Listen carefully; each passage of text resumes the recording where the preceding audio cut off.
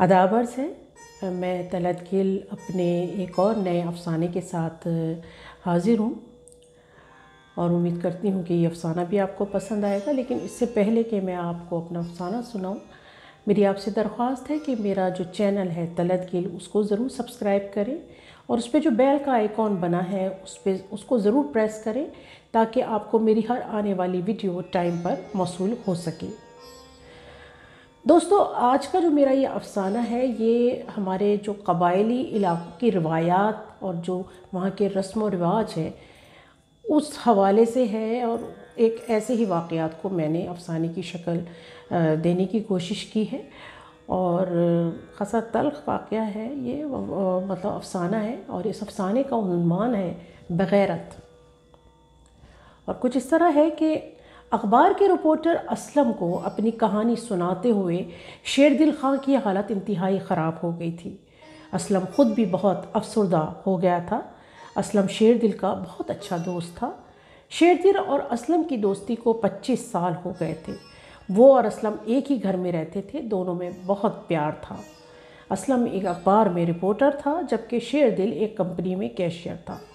اسلم نے اکثر شیردل کو چھپ چھپ کر روتے دیکھا تھا۔ اسلم نے بہت بار اس سے پوچھنے کی کوشش کی مگر وہ ہر بار ٹال جاتا تھا۔ مگر وہ جب کبھی اپنے بیٹے جواب بخت اور اپنی بیوی زرمینہ کا ذکر کرتا تو اس کی آنکھیں آب دیدہ ہو جاتی۔ وہ کئی دن تک اداس رہتا تھا، اور آج بھی جب اسلم اپنے کام سے واپس آیا تو اس نے شیردل کو روتے پایا۔ اسلم نے اس کے قریب آ کر اس کے کندھے پر ہاتھ رکھا اور بولا، شیردل، تم مجھے اپنا بہترین دوست کہتے ہو مگر تم مجھے کبھی اپنے بارے میں نہیں بتاتے کہ تم ایسے کیوں روتے رہتے ہو۔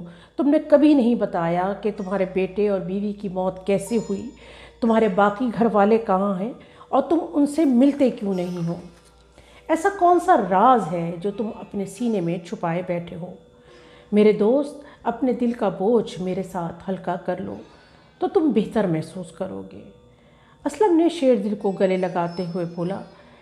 شیردل نے ایک سرد آہ بھری اور بھرائی ہوئی آواز میں بولا، یار اسلم، یہ سب بتانے کے لیے مجھے بہت دور ماضی میں جانا پڑے گا۔ آج سے میں تیرا باپ ہوں۔ لطیف خان آفریدی نے اپنے بھتیجے شیردل کے سر پر ہاتھ رکھتے ہوئے کہا۔ انہوں نے زنان خانے کے دروازے پر آ کر اپنی شریک حیات زرین گل کو آواز دی۔ زرین گل جلدی دوڑی چلی آئیں اور بولی، کیا بات ہے خواجی؟ زرین گل، آج سے شیرگل آپ کا بیٹا ہے اور یہ ہمارے بیٹے ارباز خان کے بڑے بھائی کی حیثیت سے رہے گا۔ لطیف خان آفریدی کے بھائی اور بھابھی کی کچھ دن پہلے ایک ٹریفک حادثے میں موت ہو گئی تھی۔ شیردل ان کا اکلوتا بھتیجا تھا جسے وہ آج اپنے گھر لے آئے تھے۔ وقت گزرتا رہا، شیردل اور ارباز دونوں بچپن سے نکل کر نوجوانی کی حدود میں داخل ہو گئے تھے۔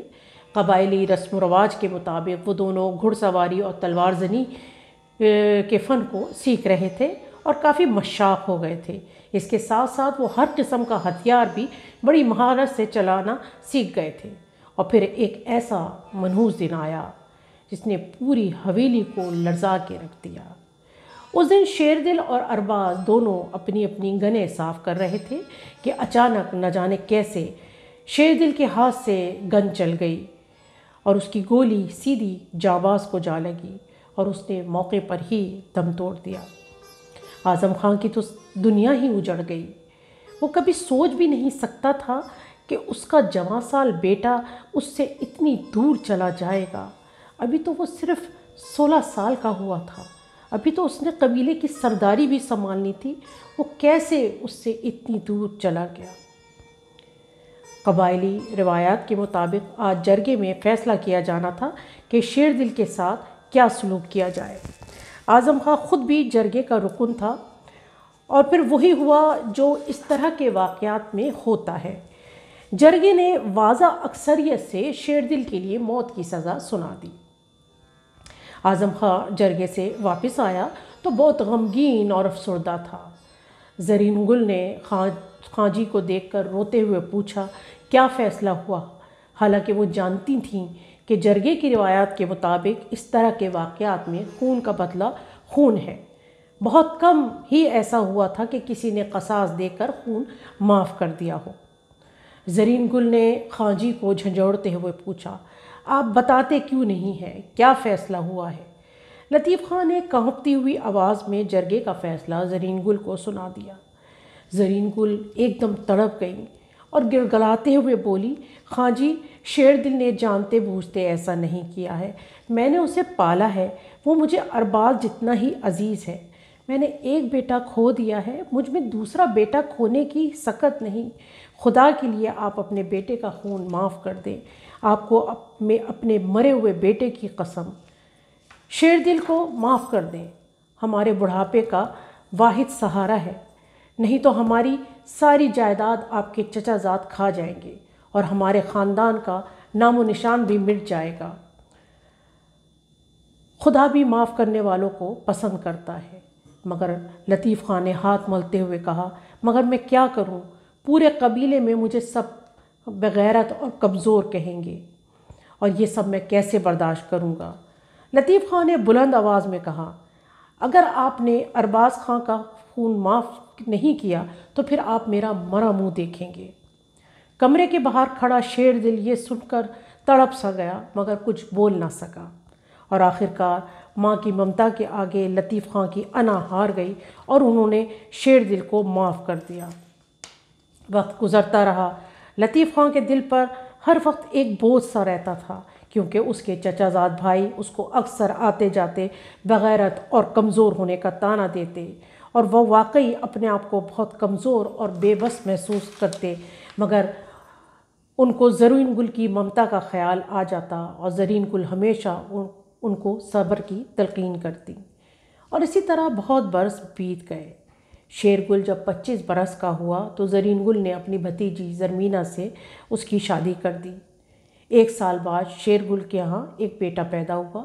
زرین گل نے اس کا نام جواں بخت رکھا، مگر اس کے پیدا ہونے کے کچھ عرصے بعد ہی زرین گل کا انتقال ہو گیا۔ شیر دل کا بیٹا جواں بخت اب 8 برس کا ہو گیا تھا، اور پھر وہ منحوس دن آیا۔ شیر دل اسلم کو اپنی کہانی سناتے سناتے بلک بلک کر رو پڑا۔